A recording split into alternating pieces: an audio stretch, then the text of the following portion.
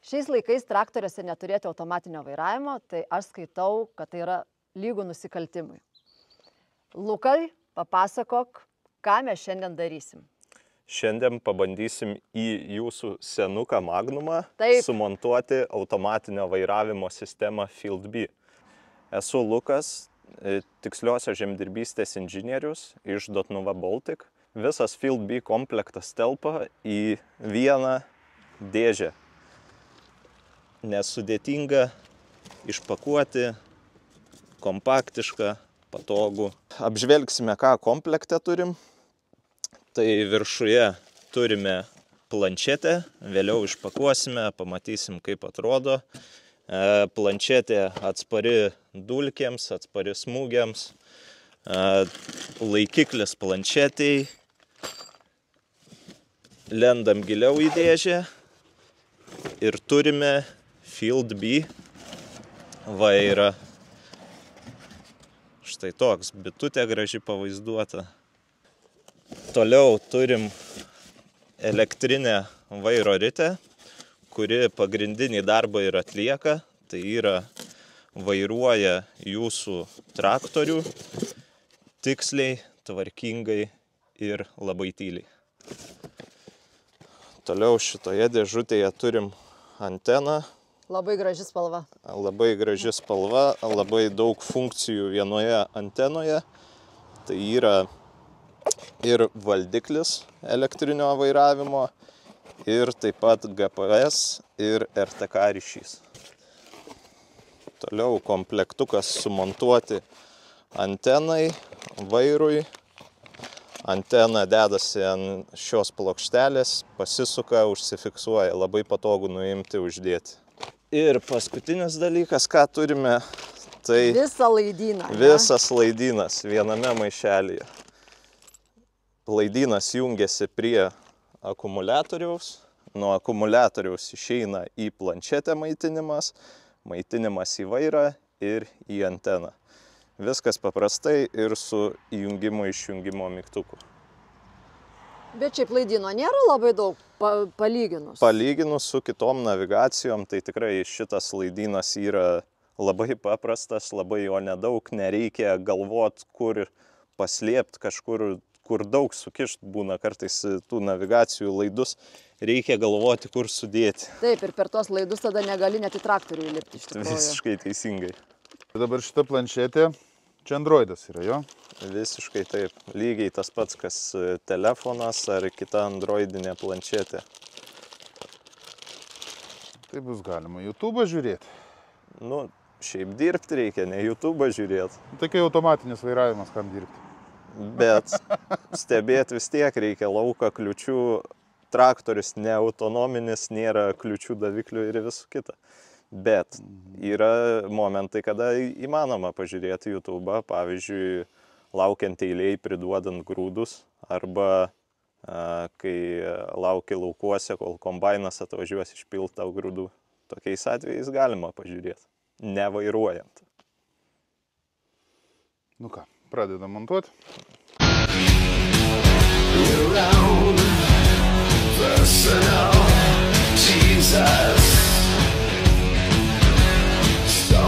Yra vairo adapteris su tam tikru šlicų skaičium ir tų adapterių yra visokio dydžio. Kiekvienam traktoriui, kad būtų pritaikyta. Tai va šitam Magnumui, pavyzdžiui, šitas dėsis, čia yra 15,7 ant 36 šlicų ir pritaikysim tą patį elektrinį vairą. Tai FieldBee yra ne tik automatinis vairavimas, bet taip pat yra lygiagretaus vairavimo. Jeigu, pavyzdžiui, ūkininkas nori pradėti nuo tikslaus ūkininkavimo, o pati pradžia daug investicijų, tarkim, tiksliau ūkininkas negali daug investicijų įdėti, gali nusipirkti lygiagretų vairavimą FieldBee. Ir vėliau kitais metais pasibandęs įsidėti tame pačiame komplekte elektrinį vairą. Nu gerai, o dabar mes, tarkim, susidedam šitą automatinį vairavimą į mūsų Magnumą, ne, 235. Ir tarkim, man eigoj darbų iškyla poreikis, tarkim, uždėti ant kito traktoriaus, kuris, kaip pavyzdys, dirba su purkštuvu. Yra variantų? Yra variantas, kaip tik šitas komplektas irgi galima nusipirkti, tarkim, papildomai elektrinį vairą ir jį uždėti ant kito traktoriaus, o planšetę ir anteną naudoti vieną. Tiesiog sukuriami atskiri profiliai atskiram traktoriui, nereikia kiekvieną kartą perstatinėti kažko, persidedi anteną, persidedi planšetę, pasirenki, kad ten, tarkim, kitas traktorius ne šitas Magnumas, o tarkim kažkoks Optumas ar Puma profilį ir važiuoji savo. Uždėtas, gražu, bet kol kas trūksta vairo, kol kas trūksta elektriniai ritiai tvirtinimo, viską padarysim. Man prašyčiau šitą vairą uždėti. O, čia jau retro vairas, dar nei vienas ūkininkas tokia nedėjo. Visada yra pirmas. Pabandysim. Tai Mustangas tada kaip vairuosis? Tai irgi. Važiuos Mustangas, kai nuimsi. Perkelsim automatinį vairavimą ant Mustango. Dar tokių dalykų nėra Mustangė matyt buvę, ne? Jo. Nei viena Mustangė. Visam pasaulyje tikriausiai. O vat matai, ant šito kiemo vyksta stebuklai. Stebuklai. Vat padarysim ir Mustangui automatinį vairavimą. Posūkio kampo kalibracijai atsižymėjom vietą, į kurią reiks apsisukus grįžti. Tai žiūrim, kaip procesas vyks. Dabar užfiksavome vietą, kurią sustojome, pažymėjome ir toliau atvaizduoja, kad reikia apsisukti ir grįžti į tą pačią pozicijoje. Ir kaip matot, dabar galinė ašis, kuri buvo, yra priekinės ašies padėty. Tai paėmam ir apsisukam taip, kaip pavaizduota.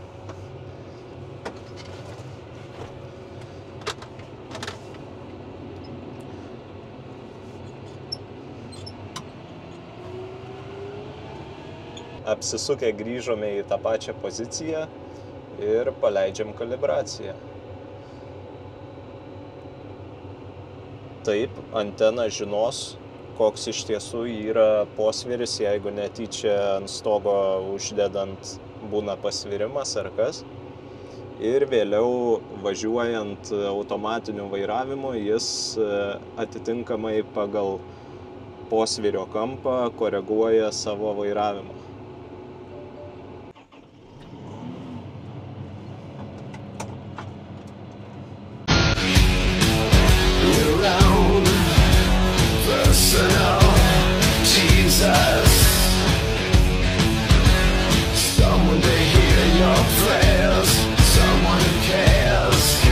O kaip su isobasu? Kol kas isobaso nėra, tačiau tiekėjai ateityje, greitoje ateityje planuoja įvesti tą isobasą į rinką. Sukurti isobasą. Nu gerai, atvažiavom į lauką. Ką dabar darom? Nuo ko prasideda viskas? Tai nuo lauko ribų sukūrimo arba įkėlimo. Yra keli variantai, kaip susikurti lauko ribas. Tai galima, jeigu, tarkim, naudojate GeoFace'ą, tai iš GeoFace'o parsisiųsti šiaip formatu visas lauko ribas, kadangi ten iš viso ateina duomenys. Ir įsikelti netgi per kompiuterį, ne per pačią planšetę, ir turėsit lauko ribas, nereiks apsivažinėti. Kitas variantas yra, kad galima pažymėti žemėlapyje, tarkim, kampus uždėti ir turėti lauko ribas. Trečias variantas yra apvažiuoti lauką. Žmonės, kai darosi dirvožemio tyrimus įmonėse, tarkim, kintamos normos tręšimo planams, tai dažnu atveju įmonės pateikia irgi šiaip failus su laukų ribomis. Tai gali to šiaip failus taip pat naudoti. Paleidžiam A tašką ir paleidžiam vairavimą. Artėjam prie galulaukės. Ja, žiūrim, kaip iš čia apsisukinės su tuo automatiniu.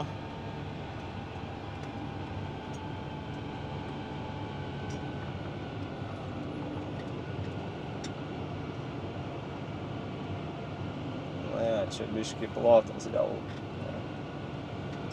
per mažas, bet to sukasi puikiai, automatiškai.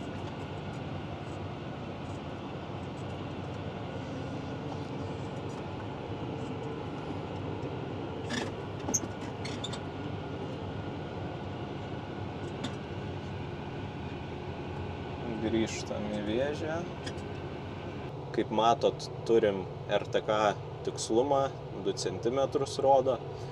Tai šis tikslumas yra didžiausias RTK ir prijungta yra ant mūsų .NET tinklo. Tai prie .NET'o prisijungti galima ne tik keisinius traktorius ar mūsų turimas navigacijas, bet galima bet kokį traktorių.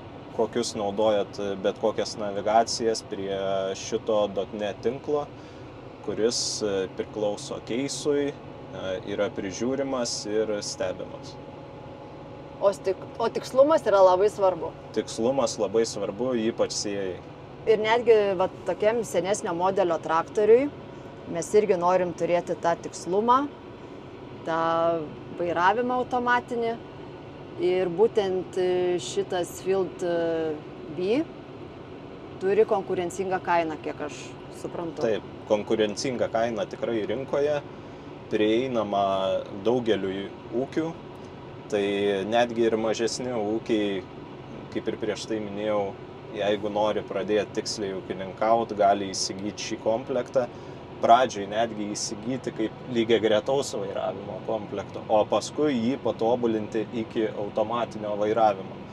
Tai didelis pliusas, kad nereikia keisti antenos, nereikia keisti kompiuterio, naudojama tas pats, dasideda tik elektrinis vairas. Ir kas turi irgi tokią truputį pagyvenusią techniką, puikiausiai gali dirbti išmaniai, lengvai, be didesnių problemų ir be didesnių investicijų. Tikrai taip. Dar vienas variantas, kad galima pirkti komplektą be planšetės ir naudoti savo turimą Android planšetę arba telefoną. Tai tik tais reikia turėti laikiklį, užsidėti ir lygiai visos tos pačios funkcijos veikia ant telefono arba ant bet kokios kitos androidinės planšetės. Ir bus dar pigiau. Ir bus dar pigiau, kadangi sutaupysit pinigus ant planšetės. Tai ką, padarėm didelį darbą. Mūsų senutis toksai paturbintas gaunasi. Paturbintas jau tiksliai. Dabar jau kaip naujas. Dabar jau kaip naujas. O sakyk, turit tik tai tokius automatinius vairavimus kaip Field B, ar kažką dar galit pasiūlyti kito? Tai va šiandien variantą matėt, sumontavom Field B, tačiau turim ir daugiau variantų kaip keiso navigacijos, Raven amerikietiška navigacija, taip pat su elektriniu vairavimu, ISOBA su sekcijų kontrolė, kintamos normos žemėlapių skaitimu ir tikrai profesionali navigacija didesniems ūkiams. Rinktis yra iš ko? Rinktis tikrai yra iš ko, susisiekit, nesidrovėkit, užduokit klausimų, parinksim tinkamiausią variantą jūsų ūkiui, padiskutuosim, pasitarsim, kas tinkamiausia, kas patogiausia, kas įmanoma. Tai gerbiami žiūrovai, klausimus galite uždavinėti ir po šiuo video YouTube kanale Grey Agro. Taip pat rašyti arba skambinti asmeniniam savo vadybininkam, regionų vadybininkam, arba galbūt tiesiai net ir tau.